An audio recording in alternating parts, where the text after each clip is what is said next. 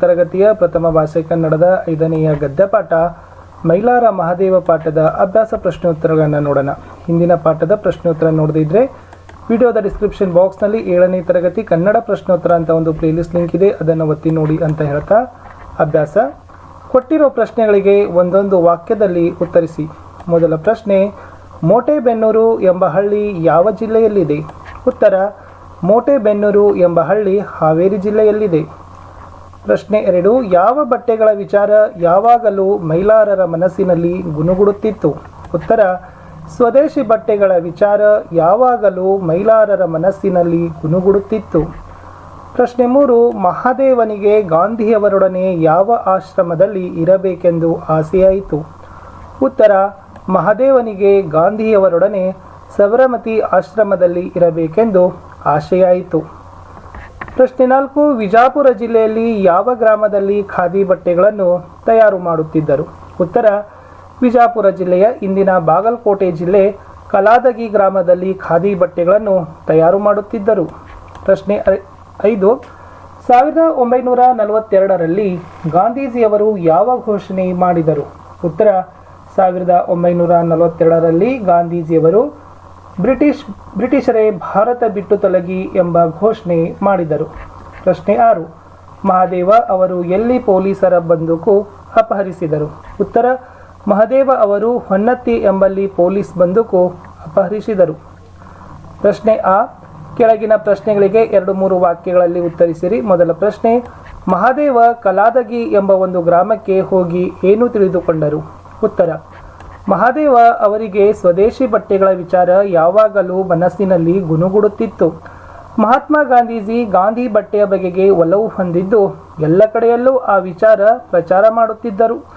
ಬಾಲಕ ಮಹಾದೇವನಿಗೆ ಖಾದಿ ಬಟ್ಟೆಯನ್ನು ಕುರಿತು ಪ್ರಚಾರ ಮಾಡಬೇಕೆಂಬ ಆಸೆ ಹೆಚ್ಚಾಯಿತು. ಮಹಾದೇವ ಅವರಿಗೆ 12-13ರ ಹರೆಯ. ವಿಜಾಪುರ ಜಿಲ್ಲೆಯಲ್ಲಿ ಕಲಾದಗಿ ಎಂಬ ಒಂದು ಗ್ರಾಮವಿದೆ. ಅಲ್ಲಿ ಆ ಕಾಲದಲ್ಲಿ ಖಾದಿ ಬಟ್ಟೆಗಳನ್ನು ತಯಾರು ಮಾಡುತ್ತಿದ್ದರು. ಮಹಾದೇವ ಅಲ್ಲಿಗೆ ಹೋದ. ಅಲ್ಲಿ ಖಾದಿಯನ್ನು ತಯಾರಿಸುವುದು ಹೇಗೆ ಎಂದು ತಿಳಿದುಕೊಂಡರು. ಪ್ರಶ್ನೆ 2, ದಂಡಿ ಯಾತ್ರೆಯಲ್ಲಿ ಹೆಜ್ಜೆ ಹಾಕಿದ ಮಹಾದೇವರಿಗೆ ಆದ ಶಿಕ್ಷೆ ಏನು? ಉತ್ತರ, ಮಹಾದೇವ ಅವರಿಗೆ ಸಬರಮತಿ ಆಶ್ರಮದಿಂದ ಕರೆ ಬಂದಿತು. ಮಹಾದೇವ ಅಲ್ಲಿಗೆ ಹೋದರು. ಆ ವೇಳೆಗೆ ಪ್ರಸಿದ್ಧ ದಂಡಿ ಸತ್ಯಾಗ್ರಹ ನಡೆಯುತ್ತಿತ್ತು. ಗಾಂಧೀಜಿಯವರೊಡನೆ ದಂಡಿ ಯಾತ್ರೆಯಲ್ಲಿ ಹೆಜ್ಜೆ ಹಾಕಿದರು. ದಂಡಿ ಸತ್ಯಾಗ್ರಹದಲ್ಲಿ ಭಾಗವಹಿಸಿದವರಿಗೆ ಸೆರೆಮನೆ ವಾಸದ ಶಿಕ್ಷೆಯಾಯಿತು. ಮಹಾದೇವ 6 ತಿಂಗಳು ಸೆರೆಮನೆಯಲ್ಲಿ ಕಳೆದರು. ಪ್ರಶ್ನೆ 3, ಮಹಾದೇವ ಮತ್ತು ಸಿದ್ದಮತಿ ಇಬ್ಬರೂ ಸೇವಾಶ್ರಮದ ಸಂಚಾಲಕರಾಗಿ ಮಾಡಿದ ಕೆಲಸಗಳೇನು? ಉತ್ತರ, ಮಹಾದೇವ ಅವರು ಹಳ್ಳಿಗರ ಸೇವೆ ಮಾಡುವ ಉದ್ದೇಶದಿಂದ ಒಂದು ಸೇವಾಶ್ರಮವನ್ನು ಪ್ರಾರಂಭಿಸಿದರು. ಗಂಡ ಹೆಂಡತಿ ಇಬ್ಬರೂ ಸೇವಾಶ್ರಮದ ಸಂಚಾಲಕರಾಗಿ ಚರಕದಿಂದ ನೂಲು ತೆಗೆಯುವುದು, ಪ್ರಕೃತಿ ಚಿಕಿತ್ಸೆ, ವ್ಯಾಯಾಮ, ಹಳ್ಳಿಯ ಜನರಿಗೆ ಅಭ್ಯಾಸ ಮಾಡಿಸಿದರು. ಸೇವಾಶ್ರಮದಲ್ಲಿ ತಯಾರಾಗುತ್ತಿದ್ದ ಖಾದಿಯನ್ನು ಊರೂರಿಗೆ ಕೊಂಡು ಹೋಗಿ ಮಾರಾಟ ಮಾಡಿದರು. ಮಹಾದೇವನ ಖಾದಿ ಎಂದೇ ಇದು ಪ್ರಸಿದ್ಧಿಯಾಯಿತು. ಈ ರೀತಿ ಮಹಾದೇವ ಮತ್ತು ಸಿದ್ದಮತಿ ಇಬ್ಬರೂ ಸೇವಾಶ್ರಮದ ಸಂಚಾಲಕರಾಗಿ ಹಲವು ಕೆಲಸಗಳನ್ನು ಮಾಡಿದರು.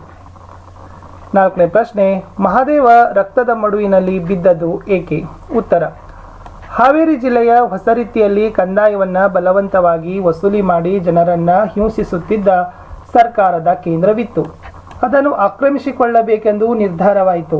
ತಮ್ಮೊಟ್ಟಿಗೆ ಇದ್ದ ಪತ್ನಿ ಸಿದ್ದಮ್ಮನನ್ನು ಹಾಗೂ ಮಗಳಾದ ಕಸ್ತೂರಿ ದೇವಿಯನ್ನು ಹುಬ್ಬಳ್ಳಿಗೆ ಕಳುಹಿಸಿದರು.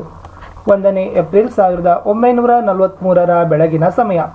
ಹೊಸರೀತಿಯ ಸಮೀಪದ ವೀರಭದ್ರ ದೇವಾಲಯದಲ್ಲಿ ಪೊಲೀಸ್ ತುಕುಡಿ ಇತ್ತು. ಅದರ ಪಕ್ಕದಲ್ಲೇ ಖಜಾನೆ. ಮಹಾದೇವ ತನ್ನ ಸಂಗಡಿಗರೊಂದಿಗೆ ಮುತ್ತಿಗೆ ಹಾಕಿದರು. ಮಹಾದೇವ ಅವರ ಧೈರ್ಯಕ್ಕೆ ಹೆದರಿ ಹಲವು ಪೊಲೀಸರು ಓಟಕ್ಕಿತ್ತರು. ಮಹಾದೇವ ಖಜಾನೆಯ ಬೀಗ ಮುರಿಯುವುದರಲ್ಲಿ ನಿರತರಾಗಿದ್ದರು. ಅಡಗಿ ಕುಳಿತಿದ್ದ ಒಬ್ಬ ಪೊಲೀಸ್ ಮಹಾದೇವನ ಎದೆಗೆ ಗುಂಡು ಹೊಡೆದ. ಮಹಾದೇವ ರಕ್ತದ ಮಡುವಿನಲ್ಲಿ ಬಿದ್ದರು. ಪ್ರಶ್ನೆ ಈ ಕೆಳಗಿನ ಪ್ರಶ್ನೆಗಳಿಗೆ 5-6 ವಾಕ್ಯಗಳಲ್ಲಿ ಉತ್ತರಿಸಿರಿ. ಮೊದಲ ಪ್ರಶ್ನೆ, ಮಹಾದೇವ ಅವರು ಜೈಲಿನಿಂದ ಬಿಡುಗಡೆಯಾದ ಮೇಲೆ ಮಾಡಿದ ಕಾರ್ಯಗಳಾವುವು? ಉತ್ತರ, ಮಹಾದೇವ ಅವರು ಜೈಲಿನಿಂದ ಬಿಡುಗಡೆಯಾದ ಮೇಲೆ ಹಲವಾರು ಬಾರಿ ಜೈಲಿಗೆ ಹೋಗಿದ್ದರಿಂದ ದೇಹದ ಆರೋಗ್ಯದ ಬಗೆಗೆ ಅವರು ಕಾಳಜಿ ಉಂಟಾಯಿತು. ಶಿಸ್ತುಬದ್ಧವಾದ ವ್ಯಾಯಾಮವನ್ನು ಕಲಿಯಬೇಕೆನಿಸಿತು. ವ್ಯಾಯಾಮವನ್ನು ಕಲಿತರು. ವ್ಯಾಯಾಮ ಕಲಿಯುವಾಗಲೇ ಔಷಧಗಳ ಶಾಸ್ತ್ರವನ್ನು ಅಭ್ಯಾಸ ಮಾಡಿದರು. ಹಳ್ಳಿಗರ ಸೇವೆ ಮಾಡುವ ಉದ್ದೇಶದಿಂದ ಒಂದು ಸೇವಾಶ್ರಮವನ್ನು ಪ್ರಾರಂಭಿಸಿದರು. ಗಂಡ ಹೆಂಡತಿ ಇಬ್ಬರೂ ಸೇವಾಶ್ರಮದ ಸಂಚಾಲಕರಾಗಿ ಚರಕದಿಂದ ನೂಲು ತೆಗೆಯುವುದು, ಪ್ರಕೃತಿ ಚಿಕಿತ್ಸೆ, ವ್ಯಾಯಾಮ, ಹಳ್ಳಿ ಜನರಿಗೆ ಅಭ್ಯಾಸ ಮಾಡಿಸಿದರು. ಸೇವಾಶ್ರಮದಲ್ಲಿ ತಯಾರಾಗುತ್ತಿದ್ದ ಖಾದಿಯನ್ನ ಊರೂರಿಗೆ ಕೊಂಡು ಹೋಗಿ ಮಾರಾಟ ಮಾಡಿದರು. ಮಹಾದೇವ ಖಾದಿ ಎಂದೇ ಇದು ಪ್ರಸಿದ್ಧಿಯಾಯಿತು. ಇದರ ಜೊತೆಯಲ್ಲಿ ಪತಿ ಪತ್ನಿಯರ ಸ್ವಾತಂತ್ರ್ಯದ ತುಡಿತ ಹೋರಾಟ ಜನಪ್ರಿಯವಾಯಿತು.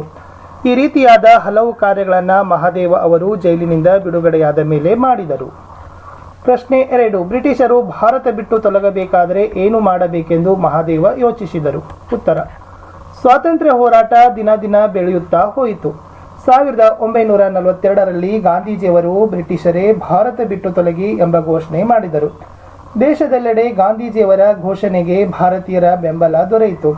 ದಕ್ಷಿಣ ಭಾಗದ ಈ ಚಳವಳಿಗೆ ಮೈಲಾರ ಮಹದೇವ ನೇತೃತ್ವ ವಹಿಸಿದರು. ಹಳ್ಳಿಗಳಲ್ಲಿ ತಿರುಗಿ ಗಾಂಧೀಜಿಯವರ ಘೋಷಣೆಯನ್ನು ಪ್ರಚಾರ ಮಾಡಿದರು. ಅವರ ಮಾತುಗಳು ದೇಶಭಕ್ತಿಯನ್ನ ಬಡಿದೆಬ್ಬಿಸಿದವು.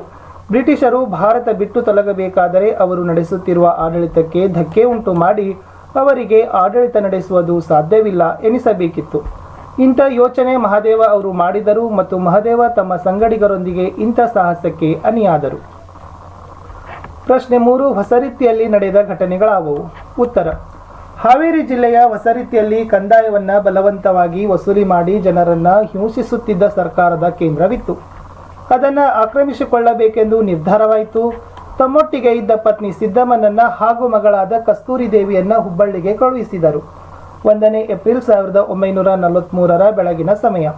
ಹೊಸರೀತಿಯ ಸಮೀಪದ ವೀರಭದ್ರ ದೇವಾಲಯದಲ್ಲಿ ಪೊಲೀಸ್ ತುಕಡಿ ಇತ್ತು. ಅದರ ಪಕ್ಕದಲ್ಲಿ ಖಜಾನೆ. ಮಹದೇವ ತನ್ನ ಸಂಗಡಿಗರೊಂದಿಗೆ ಮುತ್ತಿಗೆ ಹಾಕಿದರು. ಮಹದೇವ ಅವರ ಧೈರ್ಯಕ್ಕೆ ಹೆದರಿ ಹಲವು ಪೊಲೀಸರು ಓಟ ಕಿತ್ತರು. ಮಹದೇವ ಖಜಾನೆಯ ಬೀಗ ಮುರಿಯುವುದರಲ್ಲಿ ನಿರತರಾಗಿದ್ದರು. ಅಡಗಿ ಕುಳಿತಿದ್ದ ಒಬ್ಬ ಪೊಲೀಸ್ ಮಹಾದೇವನ ಎದೆಗೆ ಗುಂಡು ಹೊಡೆದ. ಮಹಾದೇವ ರಕ್ತದ ಮಡುವಿನಲ್ಲಿ ಬಿದ್ದರು. ಅವರ ಸಂಗಡಿಗರು ಗುಂಡು ಹೊಡೆದ ಪೊಲೀಸನನ್ನು ಹೊಡೆಯಲು ಹೋದರು. ನಮ್ಮದು ಅಹಿಂಸಾತ್ಮಕ ಹೋರಾಟ, ಪೊಲೀಸರನ್ನು ಕೊಲ್ಲದಿರಿ, ಹಿಂಸೆ ಮಾಡದಿರಿ ಎಂದು ಮಹಾದೇವ ಸಂಗಡಿಗರನ್ನ ತಡೆದರು. ಮಹಾದೇವನ ಉಸಿರಾಟ ನಿಂತಿತು. ದೇಶದೆಲ್ಲೆಡೆ ಈ ಸುದ್ದಿ ಹರಡಿತು. ಪತ್ನಿ ಸಿದ್ದಮ್ಮ ಗಂಡನ ಬಲಿದಾನದ ತ್ಯಾಗವನ್ನ ಧೈರ್ಯವನ್ನ ಎದುರಿಸಿದರು. ಹೀಗೆ ಇಂತಹ ಘಟನೆಗಳು ಹೊಸ ರೀತಿಯಲ್ಲಿ ನಡೆದವು. ಮುಖ್ಯ ಪ್ರಶ್ನೆ 4. ಖಾಲಿ ಜಾಗವನ್ನು ಸೂಕ್ತ ಪದಗಳಿಂದ ಭರ್ತಿ ಮಾಡಬೇಕಿತ್ತು. ಪ್ರಾಥಮಿಕ ನಂತರದ ವಿದ್ಯಾಭ್ಯಾಸಕ್ಕಾಗಿ ಮಹಾದೇವ ಡ್ಯಾಶ್ ಶಾಲೆಗೆ ಹೋದರು? ಉತ್ತರ: ಹಂಸಭಾವಿಯ. ಪ್ರಶ್ನೆ 2. ಮಹಾದೇವ ಡ್ಯಾಶ್ ಚಳವಳಿಯಲ್ಲಿ ಭಾಗವಹಿಸಿ ಜೈಲು ಸೇರಿದರು? ಉತ್ತರ: ಅಸಹಕಾರ. ಹಾವೇರಿ ಜಿಲ್ಲಾ ಹೊಸರೀತಿಯಲ್ಲಿದ್ದ ಸರ್ಕಾರದ ಕೇಂದ್ರ ಡ್ಯಾಶ್ ವಸೂಲಿ ಮಾಡುತ್ತಿತ್ತು? ಉತ್ತರ: ಕಂದಾಯವನ್ನು ಬಲವಂತವಾಗಿ. 4. ಡ್ಯಾಶ್ ಬಾಳು ಮೀಸಲಾಗಿಸಬೇಕು? ಉತ್ತರ: ಪರೋಪಕಾರಕ್ಕೆ. ಪ್ರಶ್ನೆಯು ಸ್ವಾತಂತ್ರ್ಯ ಚಳವಳಿಗೆ ಸಂಬಂಧಪಟ್ಟ 10 ಪದಗಳನ್ನು ಬರೆಯಿರಿ. ಉತ್ತರ: ಬ್ರಿಟಿಷರು, ಜೈಲು, ಸತ್ಯಾಗ್ರಹ, ಗಾಂಧೀಜಿ, ಪ್ರಾಣತ್ಯಾಗ, ಅಸಹಕಾರ ಚಳವಳಿ, ದಂಡಿ ಸತ್ಯಾಗ್ರಹ, ಘೋಷಣೆ, ಬ್ರಿಟಿಷ್ ಸರ್ಕಾರ, ಪೊಲೀಸ್, ಬಲಿದಾನ, ಚಳುವಳಿ, ಆಡಳಿತ. ಪ್ರಶ್ನೆ ಉಯಿತು. ಕೆಳಗೆ ಸೂಚಿಸಿರುವ ಊರುಗಳು ಯಾವ ಜಿಲ್ಲೆಯಲ್ಲಿವೆ ಎಂಬುದನ್ನು ಬರೆಯಿರಿ. ಮೋಟೆಬೆನ್ನೂರು ಇದು ಹಾವೇರಿ ಜಿಲ್ಲೆಯಲ್ಲಿದೆ. ಹೊಸರೀತಿ ಇದು ಹಾವೇರಿ ಜಿಲ್ಲೆಯಲ್ಲಿದೆ. ಕಲಾದಗಿ ಇದು ಬಿಜಾಪುರ, ಪ್ರಸ್ತುತ ಬಾಗಲಕೋಟೆ ಜಿಲ್ಲೆಯಲ್ಲಿದೆ. ಕೆಳಗೆ ಸೂಚಿಸಿರುವ ಪದಗಳನ್ನು ಬಳಸಿ ವಾಕ್ಯಗಳಲ್ಲಿ ರಚಿಸಬೇಕಿತ್ತು. ಮೊದಲನೇ ಶಬ್ದ ಸ್ವತಂತ್ರ. ಹೋರಾಟ ಮತ್ತು ತ್ಯಾಗದ ಫಲವಾಗಿ ನಮ್ಮ ದೇಶ 1947ರ ಆಗಸ್ಟ್ 15ರಂದು ಸ್ವತಂತ್ರವಾಯಿತು. ಎರಡನೇದು ಆಡಳಿತ. ಬ್ರಿಟಿಷ್ ಸರ್ಕಾರ ನಮ್ಮ ದೇಶದಲ್ಲಿ ಆಡಳಿತ ನಡೆಸುತ್ತಿತ್ತು. ದೇಶಭಕ್ತ. ಮೈಲಾರ ಮಹದೇವ ಅವರು ಒಬ್ಬ ದೇಶಭಕ್ತರಾಗಿದ್ದರು. ಅಸಹಕಾರ. ಮಹದೇವ ಅವರ ಪತ್ನಿ ಸಿದ್ದಮ್ಮ ಅಸಹಕಾರ ನೀಡುವ ಚಳುವಳಿಯಲ್ಲಿ ಭಾಗವಹಿಸಿದ್ದರು. ಕಡೆಪದ ಚಳುವಳಿ ಇತ್ತು. ಮಹಾತ್ಮ ಗಾಂಧೀಜಿಯವರು ದೇಶದ ಸ್ವಾತಂತ್ರ್ಯಕ್ಕಾಗಿ ಹಲವಾರು ಚಳವಳಿಗಳನ್ನು ಮಾಡಿದ್ದಾರೆ. ಇಷ್ಟಿತ್ತು 7ನೇ ತರಗತಿಯ ಪ್ರಥಮ ಭಾಷೆ ಕನ್ನಡದ 5ನೇ ಪಾಠ ಮೈಲಾರ ಮಹದೇವ. ಈ ಪಾಠದ ಅಭ್ಯಾಸ ಪ್ರಶ್ನೋತ್ತರಗಳನ್ನು ನೋಡಿದಿರಿ. ನಮ್ಮ ಯೂಟ್ಯೂಬ್ ಚಾನಲ್ನಲ್ಲಿ ಸಮಾಜ ವಿಜ್ಞಾನ ಮತ್ತು ವಿಜ್ಞಾನದಲ್ಲಿ 7ನೇ ತರಗತಿಯವರಿಗೆ ಕ್ವಶನ್ ಆನ್ಸರ್ಸ್ಗಳನ್ನು ಹಾಕ್ತಾ ಇದ್ದೀವಿ. ಅವುಗಳನ್ನು ಆಲ್ರೆಡಿ ಪೋಸ್ಟ್ ಮಾಡಿದ್ದೀವಿ. ಅವುಗಳನ್ನು ಸಹಿತ ನೋಡಿ ಅಂತ ಹೇಳ್ತಾ ವಿಡಿಯೋನ ಲೈಕ್, ಶೇರ್ ಹಾಗೂ ಸಬ್ಸ್ಕ್ರೈಬ್ ಮಾಡಲಿಕ್ಕೆ ಮರೆಯದಿರಿ. ನಮ್ಮದೇ ಒಂದು ವಾಟ್ಸಪ್ ಚಾನಲ್ನ ಲಿಂಕನ್ನು ಕೊಟ್ಟಿದ್ದೀನಿ, ಅದಕ್ಕೂ ಕೂಡ ಫಾಲೋ ಆಗಿ. ನಮ್ಮದೇ ಒಂದು ಟೆಲಿಗ್ರಾಮ್ನ ಗ್ರೂಪ್ನ ಲಿಂಕನ್ನು ಕೊಟ್ಟಿದ್ದೀನಿ, ಅದಕ್ಕೂ ಕೂಡ ಬಂದು ಜಾಯ್ನ್ ಆಗಿ ಅಂತ ಹೇಳ್ತೀನಿ.